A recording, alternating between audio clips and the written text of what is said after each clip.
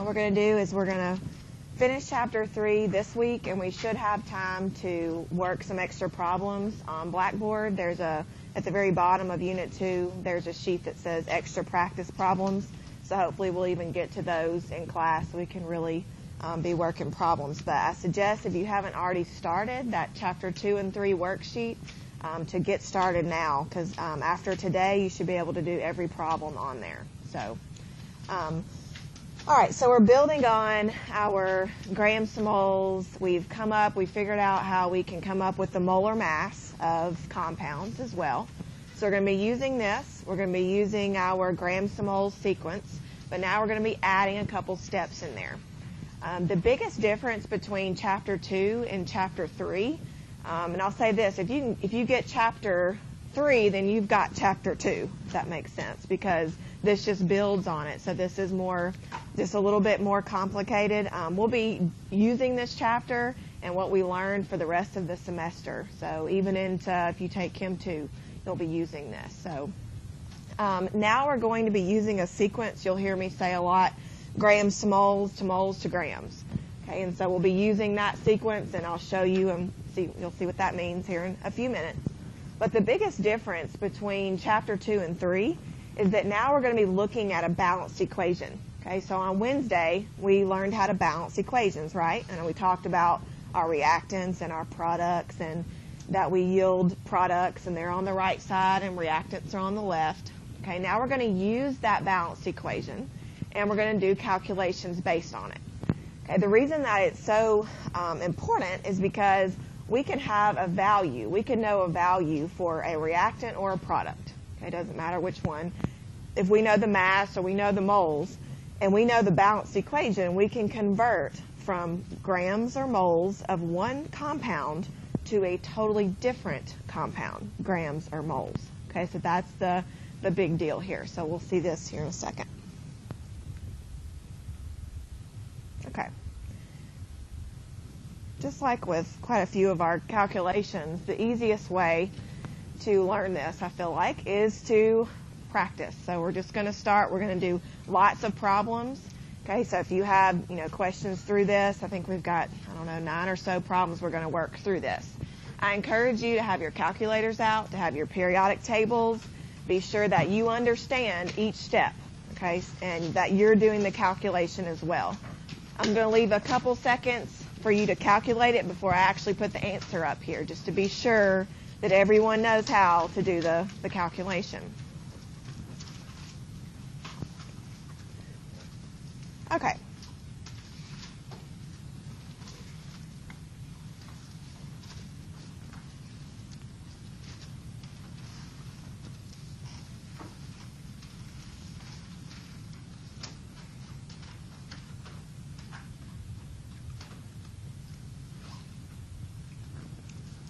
Okay, just like with our other calculations, the first thing that you're going to do is you're going to write out what you know. And you're going to write those units. And it is very important that you also write, so if you write grams, that you also write grams of whatever the compound's name is or the formula. Okay, because we're going to be converting from one compound to a totally different one. Okay, so you don't want to get confused of what you're trying to find here. Also, you want to get used to, reading a word problem, picking out what it's asking you for, okay, and then try to develop your plan. Okay, so this is asking us for moles of carbon monoxide. Okay, so I want you to read, well, I'll read it first. How many moles of carbon monoxide are required to react with 3.5 grams of iron 3 oxide? Okay, so what is the biggest difference? If you've been working the homework so far, what's the biggest difference here in this problem, what it's asking us to do? Okay, there's more steps, but why?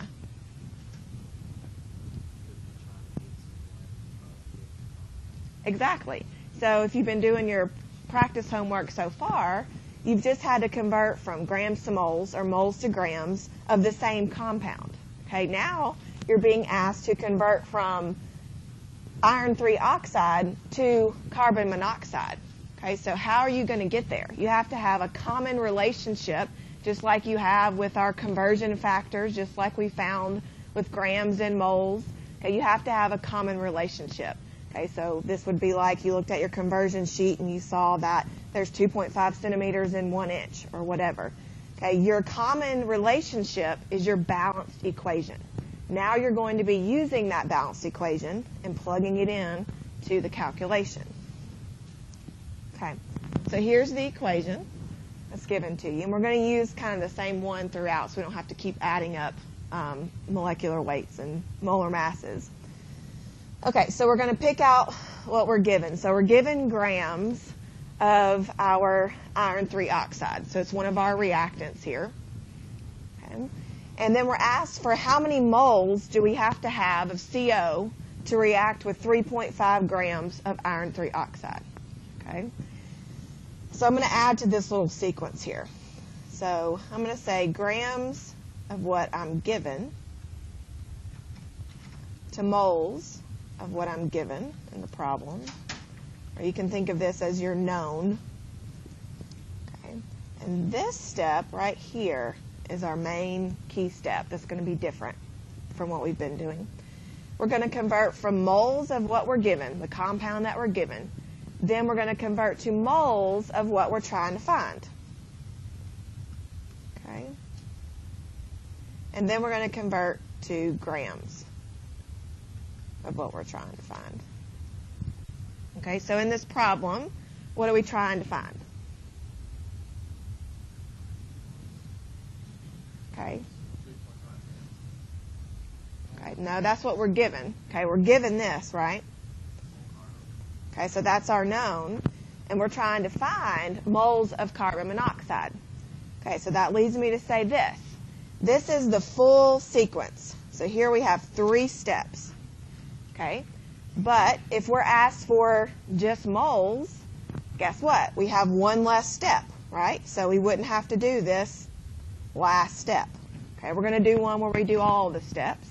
Okay, but you go to what you're given. So we're given grams, so we know we're going to have to start all the way over there at the first step.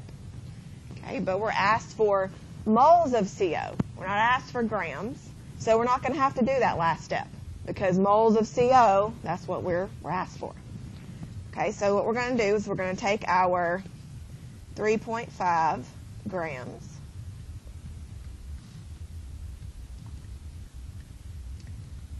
set up our first step.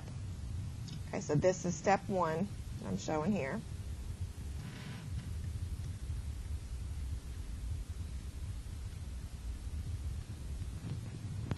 Okay, so if we look at our sequence, this is nothing new. That first step is just converting from grams to moles, just like we've been doing, and we're using, so what are we going to have to plug into here in order to go from grams to moles of iron 3 oxide? Okay, the formula weight, or the molar mass. Okay, so we're going to add it up. So if you take 2 iron atoms plus 3 oxygen atoms, you look at your periodic table, see if you agree. I got 159.7. So see if you guys get that as well.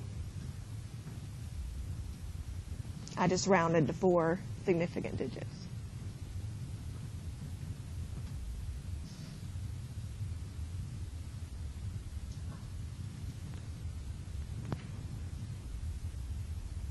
Everybody get 159.7?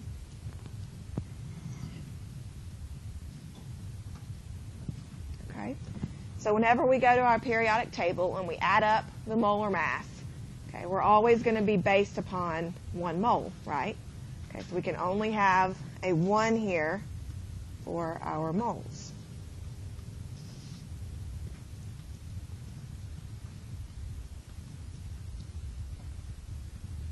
Okay, so grams of iron 3 oxide cancel. Okay, so that's step 1. Check that one off. All right, here's our new step we haven't done yet.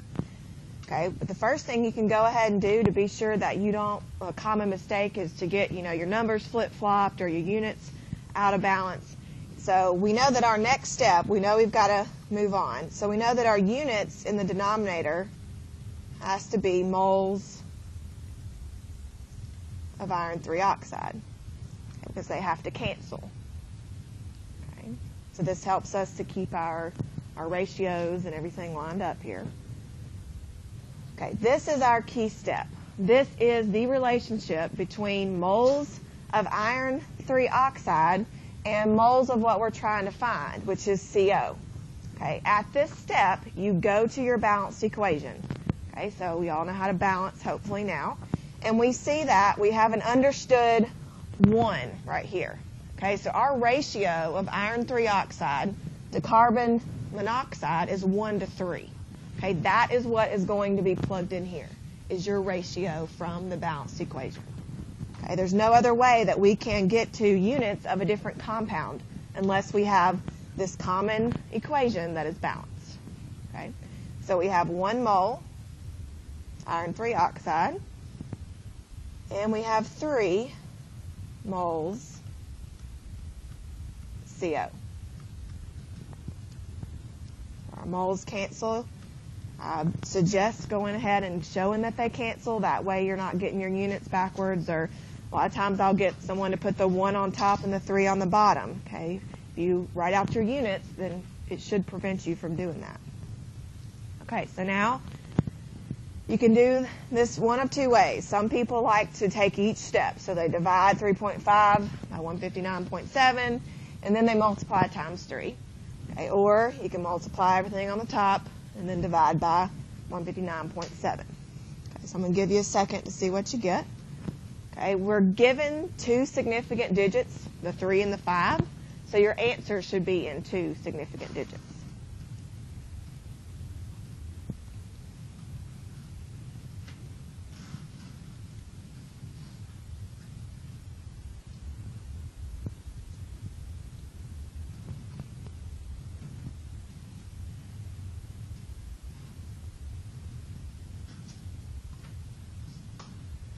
What are you guys coming up with?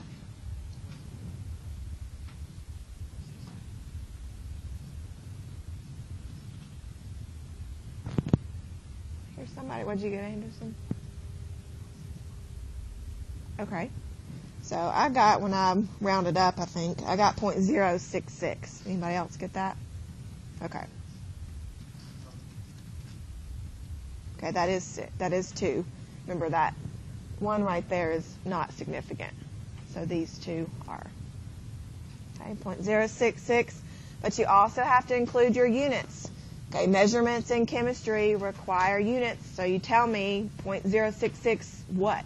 Okay, moles CO. Okay, whatever you're trying to find, the units, that should be left on top, not canceled out. Okay.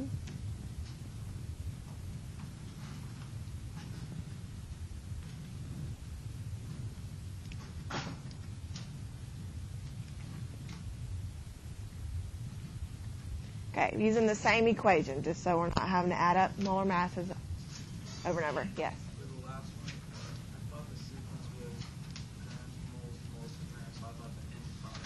Okay, depends on what the problem's asking you. Okay, that's our full sequence. Here we're going to do the full sequence. Okay, but you start the sequence from whatever's given, and then to what you're trying to find. So it depends on what you're asked. There's all different, scenarios. Yep, so you stop there. Okay, for this one, it's asking us to find mass, okay, of CO, and this is going to be kind of repetitive, but we're going to do it all out just to be sure everybody sees it. Okay, and then we're given grams of iron 3 oxide. Okay, so we're asked to go from grams to grams. So we're going to have to do the whole sequence. So write out grams to moles to moles. Okay, so we're going to have to do the 3 steps. Okay, we're given, so these are our given. Okay, and this is what we're trying to find, which is CO. Okay, so we write out what we're given. Like I said, it's going to be pretty repetitive here, but to be sure everybody's getting it. So the first step, we take grams to moles. Okay, so we take our 159.7 that we came up with earlier.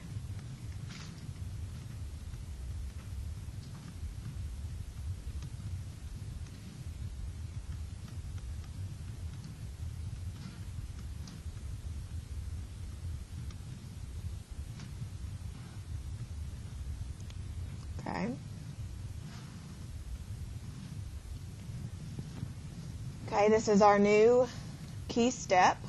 Okay, we're still trying to find CO, so we're looking for mass this time. So we're going to have the same ratio here because we have a 1 in our balanced equation. So we have 1 mole. Oh, should have put mole there. Okay.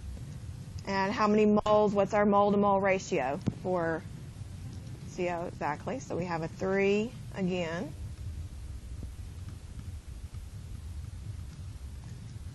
Okay, so last time we stopped here. Okay, but we're asked for grams. So we've done these first 2 steps, just like we did before. But now we have to do that last step, which is just converting. So really all you're doing at the end and at the beginning is converting from grams to moles or moles to grams. Nothing new there. It's just we have this one new step in the middle. That's all it really comes down to. Okay, so we have moles CO, so we know we have to have mole CO denominator. Okay, so what are we going to plug in here in the denominator? 1. Okay, I have a lot of students to accidentally plug a 3 there. They think they have to use that number again. Okay, the only place in this sequence that you will have anything other than 1 for moles is in this step right here. Okay, you may have a 1-to-1 ratio. You may have a 5-to-1 or 5-to-2 or 2-to-3. Okay, this is the only step where you can have anything other than 1 for moles. Okay, so we have to use the periodic table here. So we have 12.01 for carbon and 16 for oxygen. So we get about 28.01 for the molar mass. Okay, so multiply everything on the top, divide everything on the bottom, or do it step by step, whichever way. Okay, and then you guys tell me what you're coming up with. Okay, very good. Okay, 76.8 grams of what? Exactly.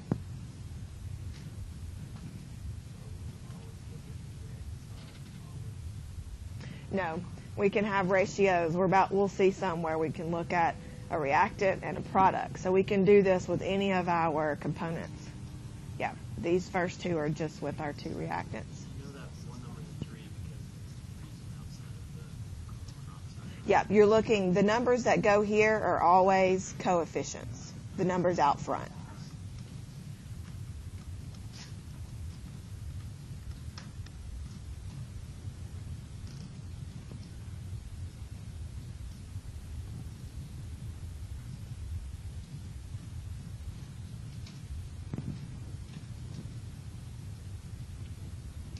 Okay. This time we're looking for mass of carbon dioxide. Okay, so now we've switched. Okay, so be sure you see that. We were looking at carbon monoxide first. Okay, now we're looking at a product. So we can do this for any of our components. We can look at the ratios between them. Okay, so we're still given iron oxide. So we're given moles of iron oxide. So we'll look at our sequence here in a second. Okay, so the 2 things we're looking at our reactant here, iron 3 oxide, and we're looking at carbon dioxide now. Okay. So if we write out our sequence here.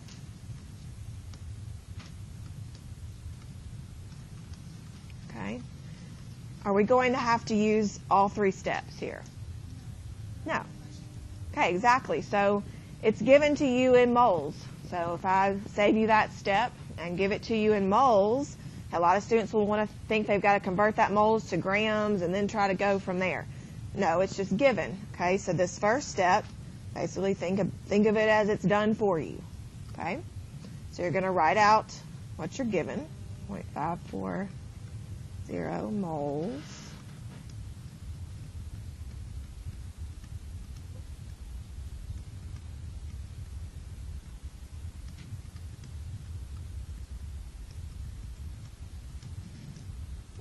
Okay, so basically your first step is this new key step, our mole-to-mole ratio. Okay, we've already seen that every time, still the same equation, that we have 1 mole. Okay, now we're looking for carbon dioxide, so be sure that you go to the correct compound in the formula or in the balanced equation.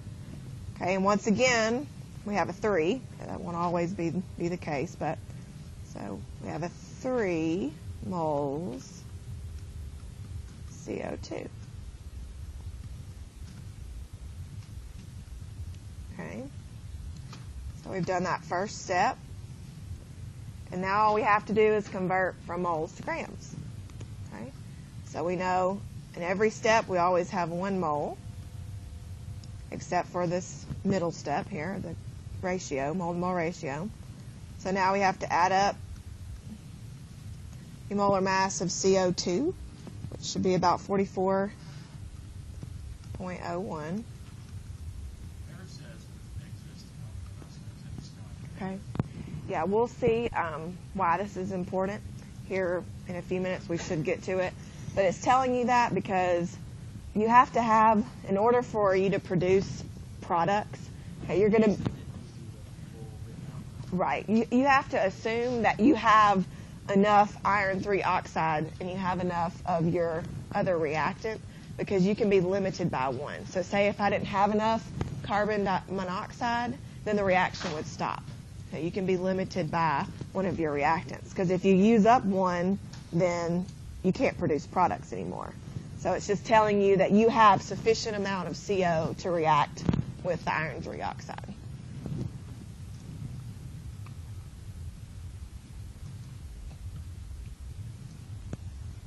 Okay. Anybody got an answer for this one yet? Very good. 3 grams.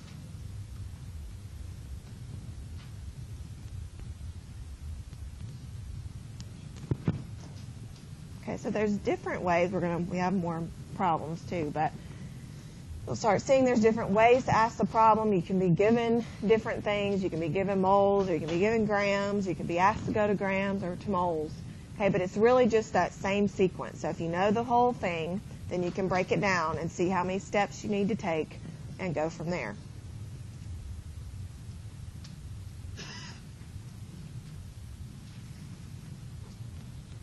Okay, so I want you guys to read this and then tell me how many steps we're going to have to take. Are we going to have to take all 3 steps, or are we going to just have 2 or 1?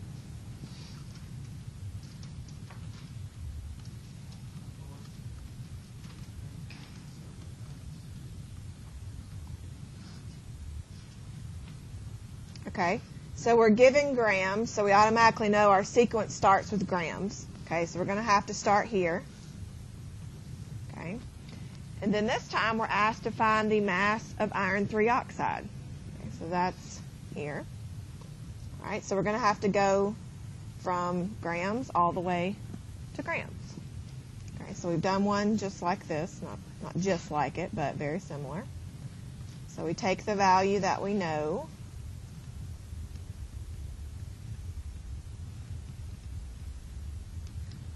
We just added up the molar mass a minute ago.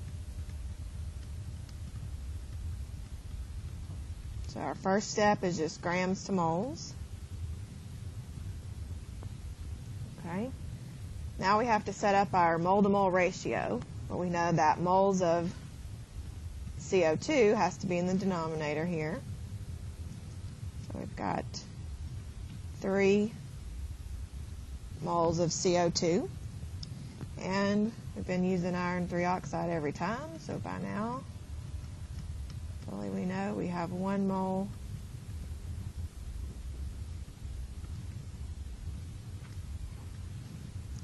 Okay, and then our last step is just taking moles to grams. So we have 1 mole. Okay, and we've already added up our molar mass for iron 3 oxide.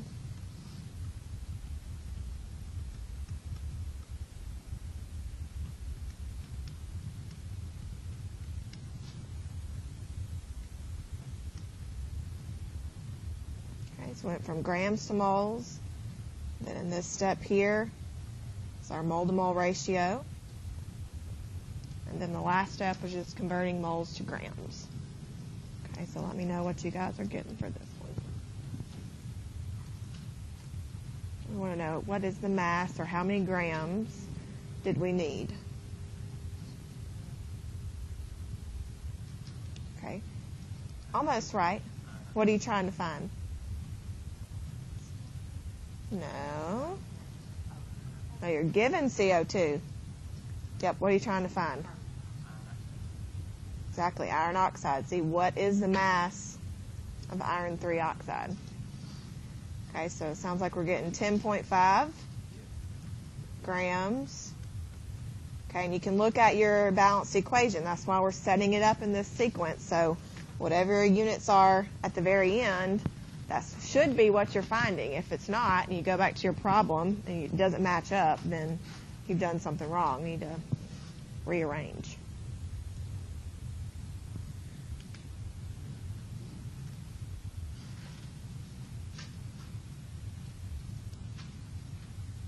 Okay, you guys do this one. See what you come up with.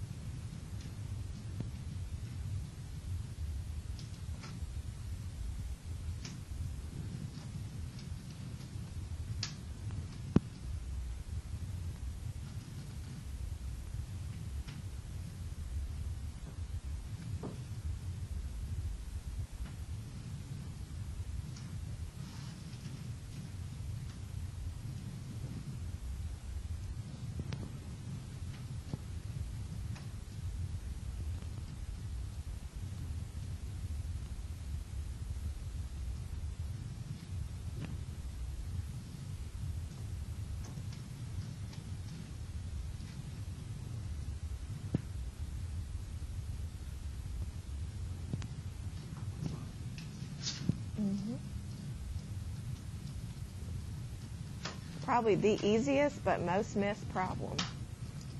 People try to do too much.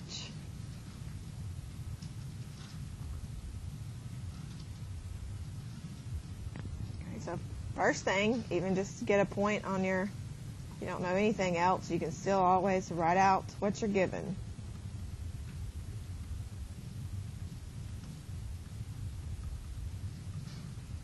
Okay, so we always can do this much at least. Okay, so we're given moles. Okay, so if we look at our full sequence. Okay, so we're given moles. Okay, so we know we're not going to need this step. And then we're asked to find moles, right? Okay, so we're not going to need the last step. So we have one step here, and all we're doing is looking at our mole to mole ratio. We have 1 mole of iron 3 oxide. We're looking for CO, and we have 3 moles of CO. So this is just a one step. And we end up with 10.5, but technically we need 2 significant digits, right? Because we've got 2 here. So we get 10.5, which would round up to about 11 moles of CO.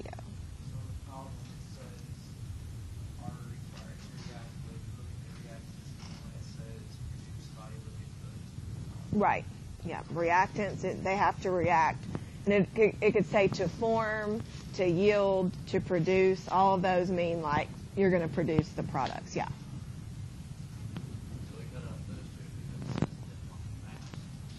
Exactly. So we looked at one where we have the whole thing, but now we're given moles and asked to find moles. So we just have that one mole to mole ratio step there. Okay, this is one of the hardest ones because now we're going to have to throw in Avogadro's number. Okay, so majority of the ones that we do, especially in lab, so if you think back to lab last week, when I had it up there for you and I was putting grams to moles and moles to grams, this is what you were doing last week. But now we're given molecules, and we're also asked for atoms. Okay, so if you remember back to last week, I said if you hear the words atoms, molecules, or particles, or that's written in the problem, you want to automatically think of Avogadro's number. Okay, so this one's just a variation of, like I said, we don't do a whole lot of these, but we still need to go over it. Okay, so we're going to first, as always, write out what we know. So we've got 2.50 times 10 to the 5th molecules. Be careful abbreviating molecules. A lot of students will do that as mole or moles, and then they get confused. Okay.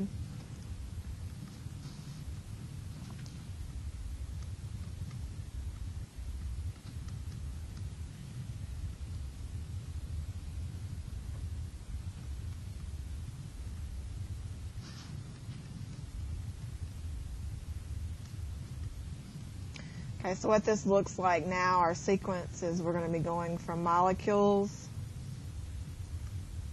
to moles to atoms or molecules, whatever. Only reason it's an atom is because we have just one single iron atom. So this could be molecules, just depending on what it's asking, or particles, so whatever.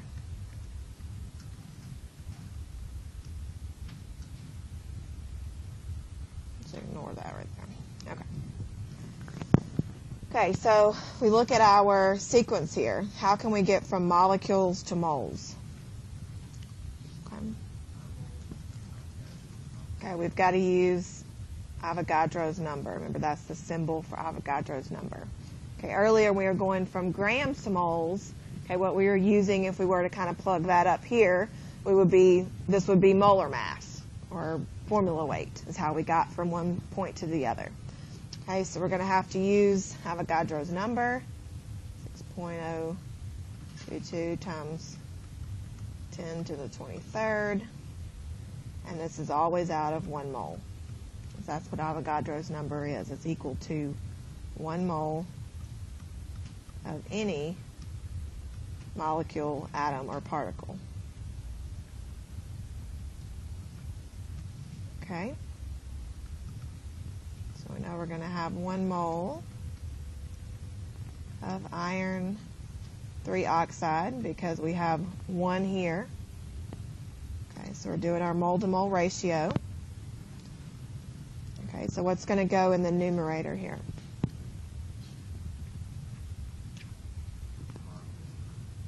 Okay, what do we ask for? Yep. Okay, be careful what you're being asked. Okay, so we have 2 moles of iron. Okay.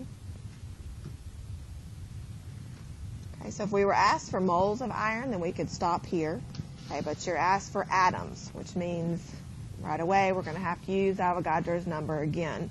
Okay, and Avogadro's number really mathematically ends up just canceling. So if you see that, you can cut out a step if you want to, but I'm going to teach it showing everything. Okay, so we've got 1 mole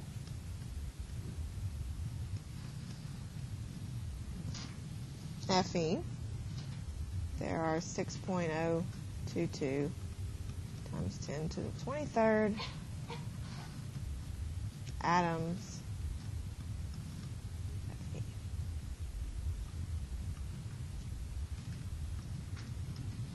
And like I said, the only reason it's atom is because iron is a single atom. It's not a compound here or a molecule.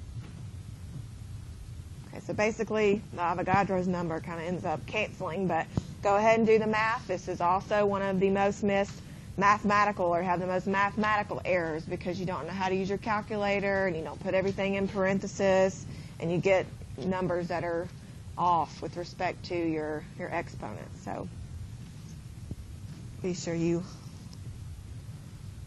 know how to use your calculator.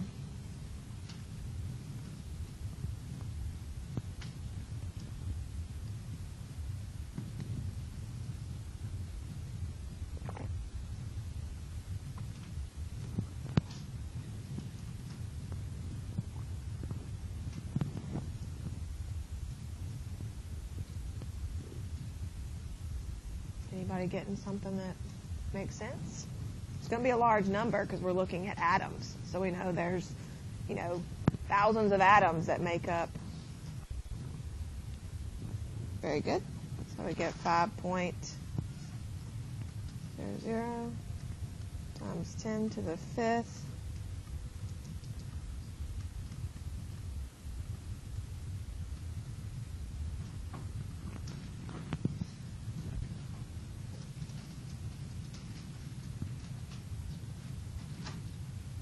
Questions? Everybody seems to be getting it okay.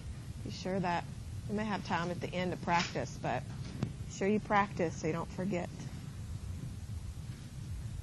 Okay, so this goes along with what Dylan was talking about earlier. Okay, when we have a reaction, so usually we can have 2 or we can have more reactants. Okay, but for you guys, typically we have 2 reactants that form some products. Okay. Unless you have equal amounts of both, then your reaction is going to stop if you have less of one than the other, because as soon as you consume a reactant, okay, so if bonds are breaking, new bonds are forming, okay, if you use up one of your reactants and you no longer have it anymore, the reaction is going to stop. Okay, so the iron 3 oxide, if it has no CO to react with, it's going to stop. Okay, so you can only produce as much products as you have with your limiting reactant. Okay, and so this is, I thought, a good example. So if you have 6 slices of deli meat, whatever it might be, and 10 pieces of bread, how many sandwiches can you make? 5. Okay, and so here we would say that the bread is our limiting reactant. Okay, because it gets used up first, right? So we're going to have a leftover piece of turkey or whatever. Okay? But think about this. Even though you have more bread, okay, you have 10 pieces versus 6, okay, it still takes more bread to make a sandwich. Okay? So you want to think about this in chemical terms. Okay, so I'm trying to have a relationship here. Okay, you can think about this with respect to your balanced equation. Okay, when you look at those coefficients, okay, if you have 1 mole of iron 3 oxide or whatever the reactant is, and you have 2 of the other reactant, then you need more of that reactant that has 2 there, or 3, or whatever it is. Okay, so that's the same case here. For each sandwich, you need 2 pieces of bread. You may have more of it, but you need more of it to make the product. Okay, so that's kind of the idea. Okay, another kind of may relate to some of you guys here. Okay, if you have a toolbox and you're given this amount of all of these different, your washers and bolts, okay, and I want you to think about, okay, how many sets can you make? Okay, what are you going to end up being limited by? So it's already kind of up here, but, okay. So you only need 1 bolt, okay, you need 2 washers. However, we have the most washers, okay, so in our tool set, but you have to have 2 in order to make the set. Okay, and so the same here, we just need 1. Okay, so even though we have 110 washers, we need 2. And so the maximum amount of sets that we could make would be 55. Okay, we can't use any more. We can't make another set because we ran out of washers. Okay, so this is the same idea with a chemical reaction. If you run out of a reactant, it's going to stop. Can no longer transfer electrons and bonds can't break, it's going to stop.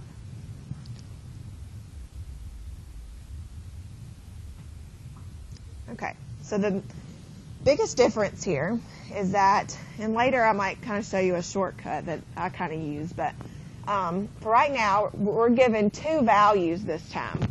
Okay, so this is where, I would say write out what you know, and write that down and go from there. Okay, this time you're going to be given 2 values. Okay, so that's kind of a hint on an exam. Okay, I'm given 2 values, and they're both grams of my reactants. Okay, so what this means is I'm going to be asking you to find which one is your limiting reactant.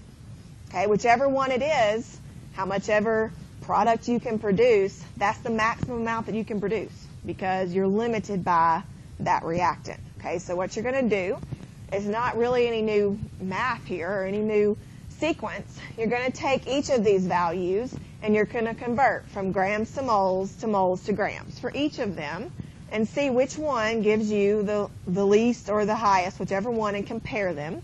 Okay, and whatever is the smallest amount, that is the maximum that you can obtain because you're limited by that reactant. Okay, so let me show this here. We've already gone through and done this, but we'll kind of walk through. So I take the 95.6 of carbon disulfide. We've got a new reaction here. Okay, so there's one of our reactants.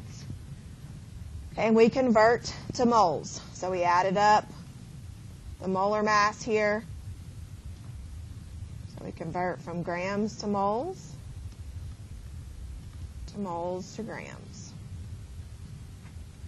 Okay, there's our first step. Okay, it's asking us what's the maximum mass of sulfur dioxide. So that's what we're going to. That's our end unit. So mass grams of SO2. Okay, so then we set up our mole to mole ratio. Okay, we have 1 mole CS2 and we have 2 moles of SO2. Okay.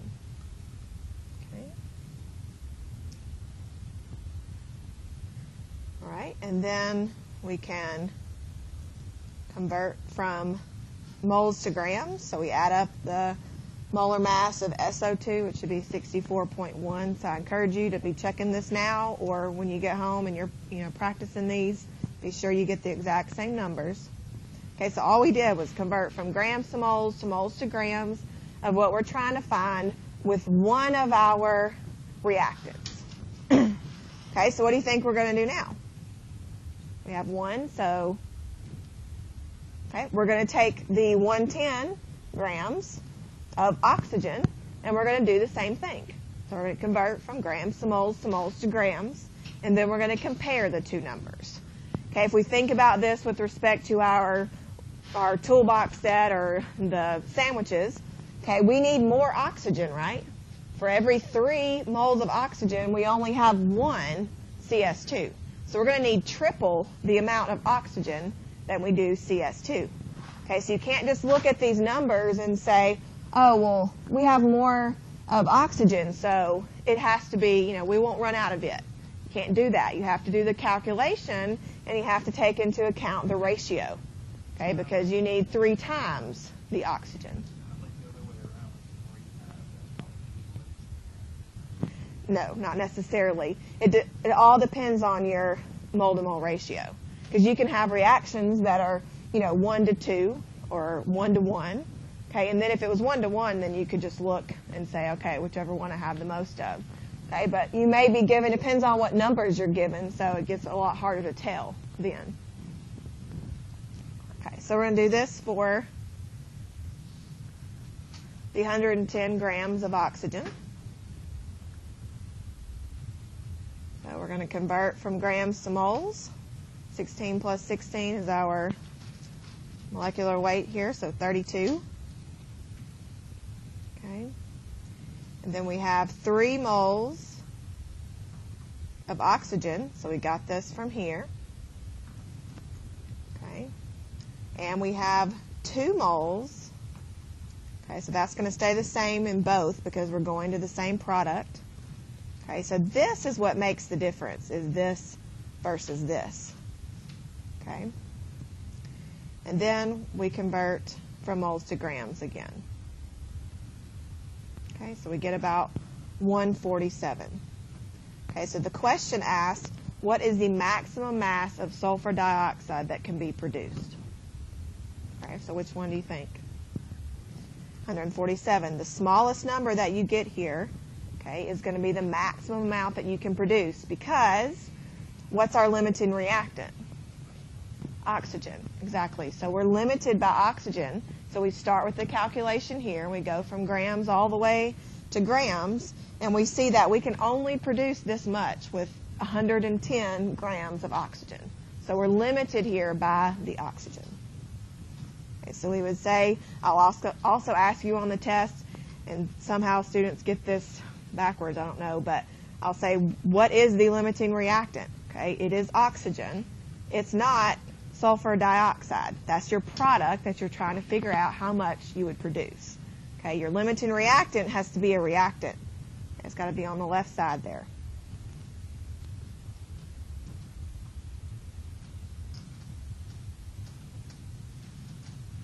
Okay, now we're going to take this one more step. Okay, you guys did this last week, if you remember. Okay, we've calculated the theoretical yield. Okay, so that was kind of what I helped you with on the board. Okay, now you guys know how to do that. This is what you've been doing all day now, or all morning so far. We have been calculating a theoretical yield. Okay, so we've been given, 110 grams of oxygen, and then we convert it all the way through. And that number that you calculate is theoretically what you're supposed to obtain. Okay, in reality, this does not happen. Okay, we have percent error. Just about in everything, even if it's the simplest reaction, there is a percent error. Okay, so if you see, you will be questioned a lot in the publications that come out that say, 100%. That's virtually almost impossible to have 100% yield. Okay, you can be very close, but it's almost impossible. Okay, even when you transfer, the more you transfer things throughout a reaction, you're going to leave behind, whether it's just a minuscule amount in the flask that you transferred from. When you get into more complicated reactions in chemistry, there's a high percentage error when you're trying to purify. It's one of the hardest things to do. So you will leave behind, and you want the purest form possible, so you're having to separate all these things and having to pull them apart from each other, and it can be very tedious and very, very hard to do. Okay, so there's always room for error. So we have to calculate this. So, of course, from most reactions, you want the highest yield possible. Okay, you cannot have over 100% yield. Okay, if you get over 100% yield in the chemistry lab, okay, usually there's something going wrong. So last week, it may have been because you still had moisture, or you still had, something on the salt. Okay, you didn't let it dry completely. Okay, another thing that can happen in chemistry that happens a lot, and it's frustrating, is that you have a byproduct on there. So you have something, it's not pure. And so that's a big issue, especially in organic lab. We take melting points to see how pure your product is. So that's that's important. You can't, the drugs that are out on the market and all those things, they can't be out there unless they are almost virtually 0.00001% impure. Okay, so that's another issue you run into. Also, the bigger your molecules are, so I don't know if you guys have ever looked at, say, a medication that you get, or whatever it might be. Okay, you look at those. Have anybody ever looked at the molecules, like the structure in your little prescription before? Okay, I guess I'm a nerd. I do it every time. Okay, well, you'll see these. So I encourage you to do that, because now you'll actually see the formula weight. So you guys know how to calculate that. You could take a big molecule and calculate it. It takes some time. Okay, but also just to kind of give you an idea of the complexity that goes into building those molecules. Some of those molecules are, anywhere from 20 steps to hundreds of steps in the laboratory. Okay, it is tedious, it is frustrating, it is very, one molecule I did was 25 steps. And even if you lose 5% in your first step, that's a big deal later on. Every step you're losing 5, 10%. You may get 80% yield, which sounds not bad. But over time, all those steps you get left, and you're left with milligrams, tiny amounts of your products. Okay, and so this is why there's so much research, some more efficient reactions, and to virtually get, 99, the less you have to do, the higher the yield will be. Okay, but next time you look, it takes long, long hours in labor. Don't take it for granted that all that is out there. It takes hours and hours to purify products in that way. Okay, so now you have to take your actual yield. So you've calculated what you should get. Okay, so then you take actually what you got. So you guys had the mass of the sodium chloride that was in the flask. So you actually obtained that salt. That's what you did last week. Okay, so you take that number, so what you actually got in the lab. Okay, on an exam, I'm not going to ask you to go do an experiment and get the actual yield, obviously, okay? So it's going to be given to you. I will say, this chemist, blah, blah, blah, blah, blah, actually, obtained this in the lab, or however it's worded, okay? So you're going to be given that number. Okay, so this is the number that you experimentally find, okay? This is your calculation, grams to moles, moles to grams, and then you divide the two and multiply times 100. Okay, and so like I said, if you get a number over 100%, you've swapped them up or you've done something wrong. Okay, it should never be over 100%. Okay, so I want you to work this problem. You're given a reaction. It's actually an organic reaction. You got acetic acid and ethanol there. And you need to calculate first your theoretical yield. So you're going to have to go from grams to moles to grams. And then it's given to you that you produce 14.8 grams. So right away, you know that this is your actual. Okay, so I want to give you guys a few minutes to do this. Calculate the theoretical. Should be pretty easy because it looks like here we've got a 1-to-1 to 1-to-1 ratio. So, but you need to add up all the formula weights for these. So be sure you do that right.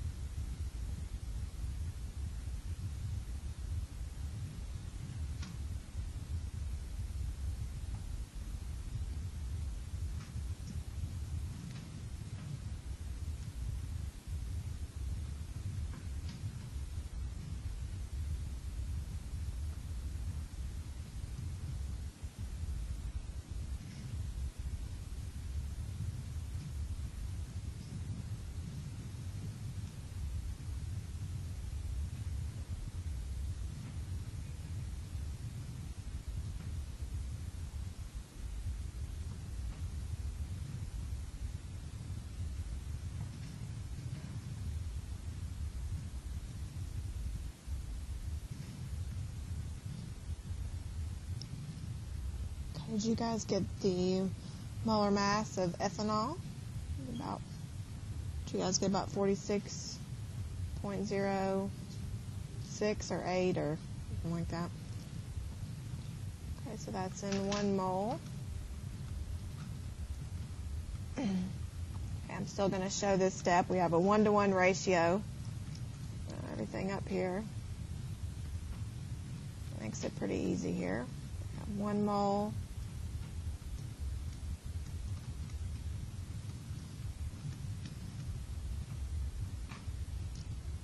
And then we're trying to find, so ethyl acetate is here.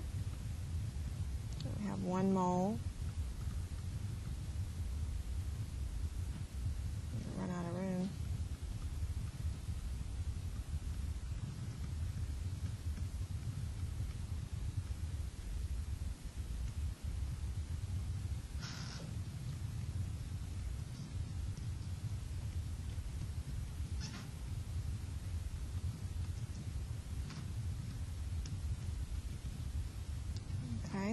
What did you guys get for the molar mass of ethyl acetate?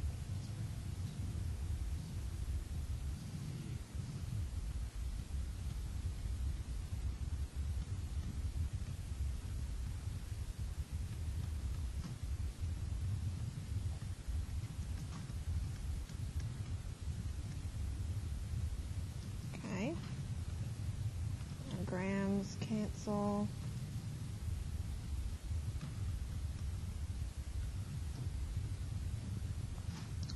Okay, so our theoretical yield should be about what? 19.1 grams ethyl acetate.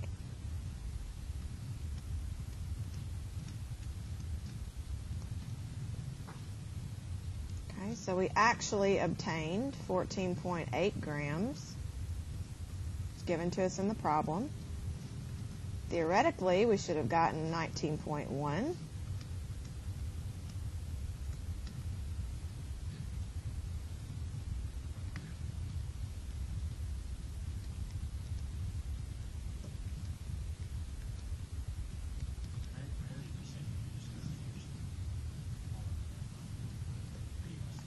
Well, you've got 3 significant digits, so you want to have 3 in the problem. So you get about 77.5%. Is that what everybody got? Okay.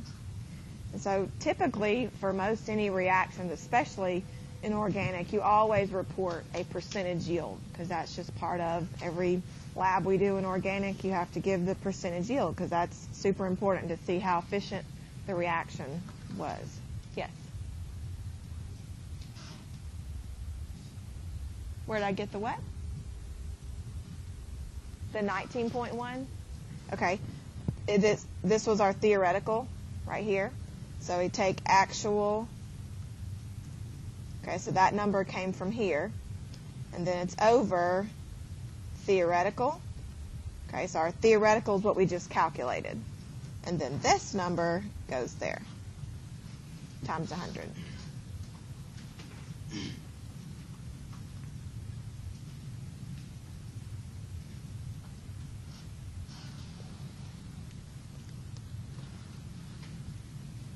Okay, I'm going to pull up got a few more minutes. Pull it up here. Hopefully you have it printed off of the chapter 2 and 3 problems. So I encourage you to work on those for a few minutes. Ask me questions. On Wednesday, we will start talking about solutions, okay, because so far we've just been looking at solids, really, at grams and solids. So I'll pull that up here.